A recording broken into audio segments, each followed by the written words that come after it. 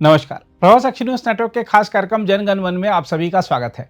हाल ही में मध्य प्रदेश पुलिस में पुलिस प्रशिक्षण के दौरान रामचरितमानस के पाठ को लेकर उठे विवाद ने एक बार फिर यह प्रश्न खड़ा कर दिया है कि भारत में जब भी हिंदू धर्म ग्रंथों से शिक्षा लेने की बात आती है तो उसे धर्मनिरपेक्षता के नाम पर क्यों विरोध का सामना करना पड़ता है। देखा जाए तो भारत का औपनिवेशिक और विभाजन का इतिहास धार्मिक आधार पर गहरे घाव छोड़ गया है। इसलिए जब किसी सरकारी संस्था में किसी विशेष धर्म के ग्रंथ को पढ़ने का आदेश दिया जाता है तो अन्य समुदायों में यह भय फैलाया जाता है कि राज्य किसी विशेष धार्मिक पहचान को बढ़ावा दे रहा है। ज्यादातर यही देखने में आता है कि विरोध करने वाले नेता या समूह यह सवाल उठाते हैं कि क्यों केवल हिंदू धर्म ग्रंथों को चुना जाता है जबकि अन्य धर्मों के ग्रंथों से भी नैतिक शिक्षा ली जा सकती है। दरअसल ऐसा कहने वालों को यह डर रहता है कि यदि वे हिंदू धर्म ग्रंथों का समर्थन करेंगे तो उन्हें हिंदू झुकाव वाला दल कहा जाएगा, जिससे अल्पसंख्यक वोटरों का समर्थन कम हो सकता है। यही कारण है कि वे अत्यधिक सेकुलर दिखने के प्रयास में हिंदू धर्म से जुड़ी बातों पर विरोध जताने लगते हैं। कुछ नेता यह भी मानते हैं कि हिंदू धर्म ग्रंथों का समर्थन करने से वे सांप्रदायिक कहलाएंगे, इसलिए वह जानबूझकर विरोध करते हैं ताकि खुद को धर्मनिरपेक्ष साबित कर सके। इसके अलावा चुनावी राजनीति में अल्पसंख्यक वोट बैंक को साधने के लिए हिंदू धर्म से जुड़े मुद्दों पर नकारात्मक रुख अपनाना ऐसे नेताओं के लिए एक रणनीति बन जाती है। देखा जाए तो धार्मिक ग्रंथों को धर्म नहीं बल्कि सांस्कृतिक व नैतिक मूल्यों के रूप में प्रस्तुत करना चाहिए। रामचरितमानस या गीता में जो कर्तव्य निष्ठा, त्याग और सत्य की शिक्षा दी गई है वह सभी धर्मों के लोगों के लिए समान रूप से प्रेरक है। बहरहाल हिंदू धर्म ग्रंथों का विरोध करने वालों को समझना होगा कि भारत की धर्मनिरपेक्षता का मतलब किसी धर्म को दबाना या नकारना नहीं है बल्कि सभी धर्मों को समान सम्मान देना है। आइए देखते हैं इस मुद्दे पर क्या कह रहे हैं उच्चतम न्यायालय के वरिष्ठ अधिवक्ता और भारत के PIL मैन के रूप में विख्यात श्री अश्वनी पद है। भारत में सेकुलरिज्म के नाम पे गजब का खेल चल रहा है। सेकुलरिज्म के नाम पे देश को बर्बाद करने के लिए बड़े प्लान्ड वे में काम हो रहा है। मध्य प्रदेश में एक पुलिस अधिकारी है, उनका नाम है राजा बाबू सिंह। वो मध्य प्रदेश में ट्रेनिंग डिपार्टमेंट के DGP हैं। उन्होंने एक बड़ा अच्छा इनिशिएटिव लिया। उन्होंने कहा कि ये जो नए नए लड़के आते हैं, पुलिस में भर्ती होते हैं, घर से दूर रहते हैं, इनको होम सिकनेस होती है, इसलिए ज़्यादा अच्छा है कि शाम को रामचरितमानस का पाठ करें, जहाँ पे राम वनवास का पूरा वर्णन है उसको पढ़ें। उससे जो सिपाही हैं इनके अंदर अध्यात्म भी बढ़ेगा, इनके अंदर नैतिकता भी बढ़ेगी, अच्छा काम करने की प्रेरणा मिलेगी। उन्होंने ये भी कहा कि जिस तरीके से भगवान श्री राम ने भालू बंदर सबका सहयोग लेकर रावण को हराया, वैसे ही हमारे ये जो सिपाही हैं ये भी समाज के सहयोग से जो अपराध है उसको हराएंगे।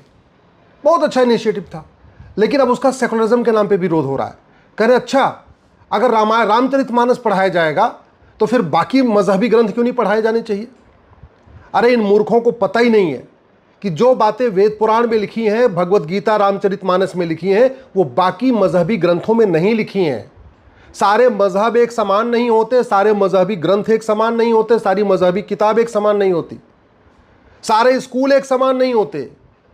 जो बातें गुरुकुल में पढ़ाई जाती हैं वो मदरसा और मिशनरी स्कूल में नहीं पढ़ाई जाती। जो बातें भगवत गीता में लिखी हुई है, रामचरितमानस में लिखी हुई है, वो बात बाइबल कुरान में नहीं लिखी हुई है। बाइबल कुरान में वसुधैव कुटुंबकम नहीं सिखाया जाता। बाइबल कुरान में सर्वमंगल मांगल्ये शिवे सर्वार्थ साधिके ये नहीं उसमें लिखा हुआ है। बाइबल कुरान में यत्र नारस्तु पूज्यते रमन्ते तत्र देवता ये नहीं लिखा हुआ है।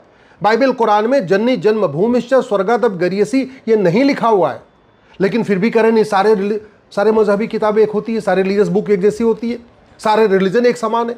अरे सारे रिलीजन एक समान है तो दुर्योधन के ननिहाल गंधार से हिंदू जैन बौद्ध सिख क्यों खत्म हो गए। सारे रिलीजन एक समान है तो राजा भरत के ननिहाल कैकेय से, जहां से माता कैकेयी आई थी, वो पाकिस्तान बन गया, वहां सारे हिंदू जैन बौद्ध सिख क्यों खत्म हो गए। अगर सारे किताबें एक समान है, सारे स्कूल एक समान है, गुरुकुल मदरसा एक समान है, तो बांग्लादेश में हिंदू जैन बौद्ध सिख का नरसंहार क्यों हो रहा है, उनकी बहन बेटियों को क्यों उठा रहे हैं, वहां के जो गौशालाएं उनको क्यों लूट के लेके जा रहे हैं, उनके खेतों पे क्यों कब्जा कर रहे हैं। अगर सारे रिलीजन एक समान है, सारी किताबें एक समान है, सबकी टीचिंग एक जैसी है, सारे स्कूल एक जैसे हैं, तो मल्लदीप जहां राजा राज चोल राज किया करते थे, जो हमारे भारत का हिस्सा था, वहां से हिंदू जैन बौद्ध सिख क्यों खत्म हो गए। सारे रिलीजन एक समान है, तो पंजाब का दो टुकड़ा हुआ, एक पंजाब भारत में है, दूसरा पंजाब पाकिस्तान में है। ईस्ट पंजाब भारत का पंजाब है, वेस्ट पंजाब पाकिस्तान कहलाता है। ईस्ट पंजाब में आज भी सिख भी हैं, हिंदू भी हैं, जैन भी हैं, बौद्ध भी हैं, लेकिन वेस्ट पंजाब जो पाकिस्तान बन गया, वहां ना हिंदू बचा, ना जैन बचा, ना बौद्ध बचा, ना सिख बचा। अगर सारी किताबों में एक ही बात लिखी हुई है, तो विश्व का सबसे पुराना, सबसे भव्य जो भगवान पार्श्वनाथ का मंदिर था 2000 साल पहले, वो मुल्तान में बना था। अब तो वहां नमाज पढ़ी जा रही है, वहां तो मस्जिद बन गई है। क्यों वहां जैन नहीं बचे?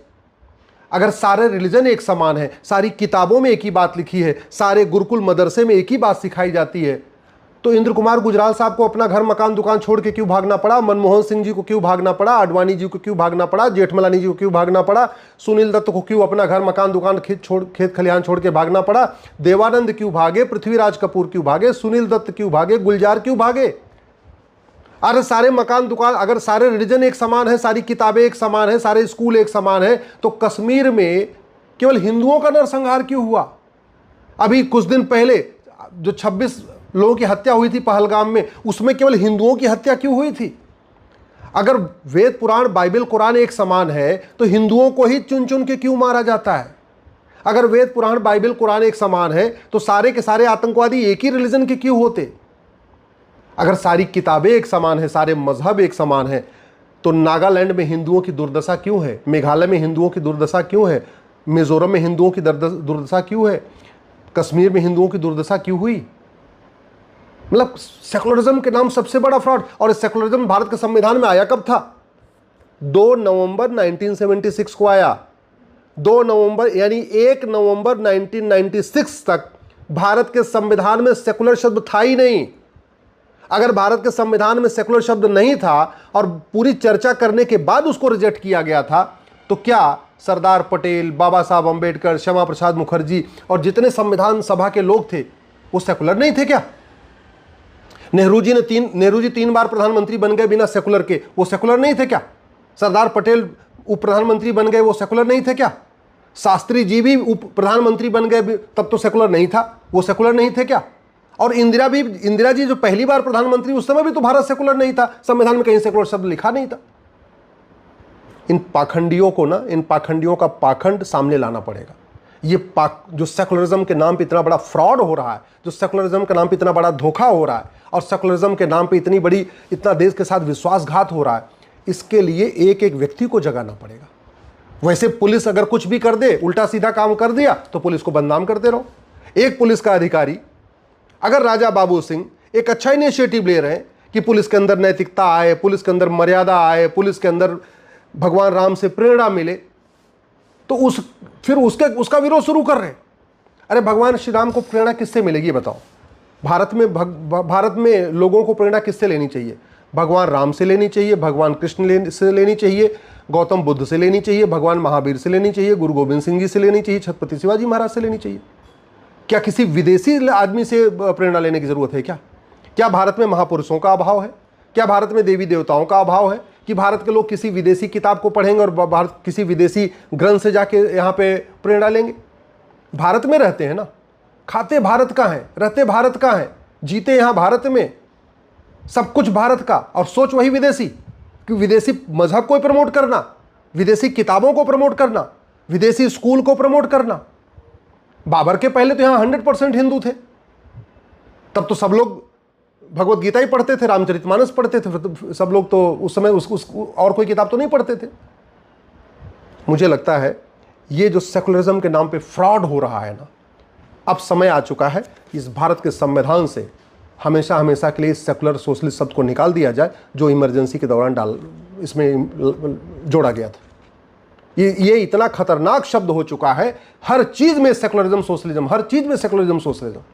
और ये जब संविधान में जोड़ा गया, उस समय देश में इमरजेंसी थी, कोई लीडर ऑफ अपोजिशन नहीं था, सारे या तो लोग जेल में थे या तो अंडरग्राउंड हो चुके थे, मीडिया का बिजली पानी का कनेक्शन कटा हुआ था, और बिना किसी चर्चा के संविधान संशोधन हुआ था, बिना किसी चर्चा के संविधान संशोधन हुआ था। और संविधान संशोधन भी सबसे बड़ा फ्रॉड था, क्योंकि लोकसभा का टेन्योर मार्च 76 में पूरा हो चुका था, और ये जो सेकुलर शब्द जोड़ा गया है नवंबर में जोड़ा गया, यानी लोकसभा के टेन्योर पूरा होने के 8 महीने बाद जोड़ा गया।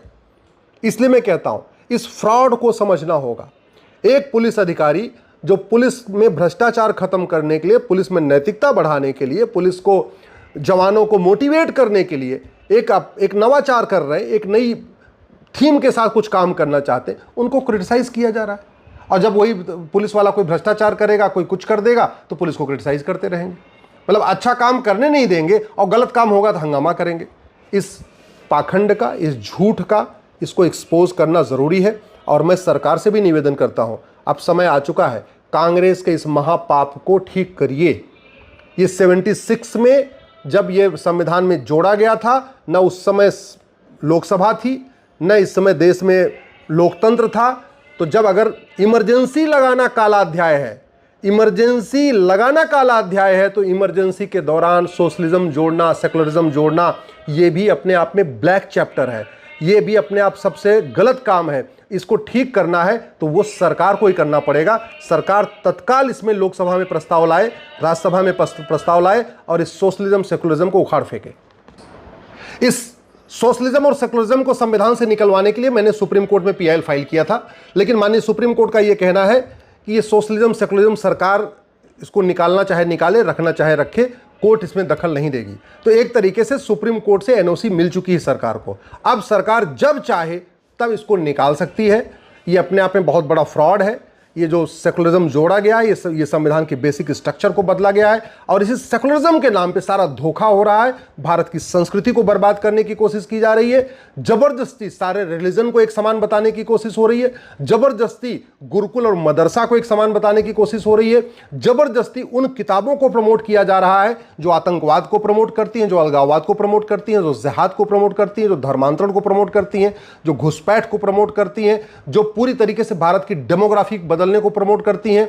उन किताबों को सेकुलरिज्म के नाम पे प्रमोट किया जा रहा है जो भारत के त्योहारों के प्रति नफरत सिखाती हैं, भारत के संस्कारों को के प्रति नफरत सिखाती हैं, जो पूरी तरीके से भारत को बर्बाद करने की पूरी योजना है, वो इसी सेकुलरिज्म के नाम पे चल रही है। इसीलिए इस सेकुलरिज्म शब्द को निकालना संविधान से बहुत जरूरी है। अगर आप भी लेना चाहते हैं देश दुनिया की तमाम जानकारी, तो आज ही सब्सक्राइब करें हमारे चैनल को। साथ ही नीचे दिए बेल आइकन को जरूर दबाएं ताकि हर अपडेट आप तक पहुंच सके।